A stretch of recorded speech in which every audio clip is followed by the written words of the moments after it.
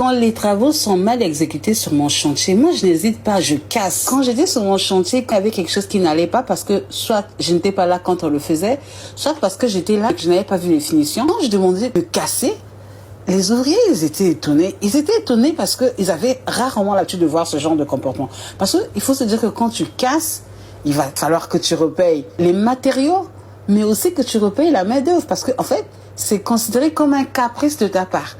Les ouvriers ne vont jamais accepter qu'ils sont fautifs, qu'ils n'ont pas assez de connaissances pour exécuter exactement ce que tu veux. Donc, ils vont dire, nous, on a fait notre travail. Par contre, c'est toi qui ne veux pas que ce soit comme ça. Donc, on va acheter le matériel, les matériaux, et on va recommencer, tu vas devoir nous payer encore une fois. Donc, quand ils te voient casser quelque chose, ils se disent, mais attends, cette femme-là, ça va chez elle. Mais moi, connaissant ce que je veux, je préfère avoir quelque chose qui est cassé, que j'aille à la recherche de cet argent qui est dur à trouver et que je revienne faire quelque chose de bien, parce que je sais que si je fais quelque chose de bien, mes appartements, mes maisons seront valorisées et seront toujours demandées.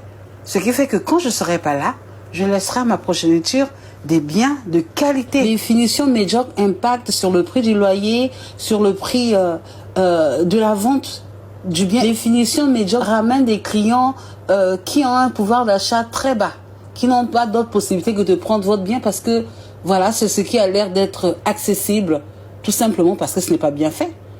Quand une chose a de la valeur, les gens demandent, les gens recherchent cette chose. Mais quand une chose n'a pas de valeur et qu'elle est juste disponible, ce sont les personnes qui ont les moyens les plus bas qui vont prendre. On peut construire au centre-ville, dans un endroit très demandé. Mais quand les finitions sont médiocres, les clients y viennent au départ parce que l'endroit justement est accessible, mais ils ne reviendront pas. Ou ils ne reviendront que quand ils n'auront pas le choix. On peut être dans un endroit pas du tout accessible aux véhicules, mais quand le bien il est très bien, les clients ont envie de venir chez vous. Même s'il y a cette barrière du transport qui est là. Ils se disent, est-ce que j'ai besoin d'aller en ville tous les jours? Est-ce que je ne peux pas faire mes courses autrement? Parce que c'est tellement agréable d'être chez vous que les clients sont partagés.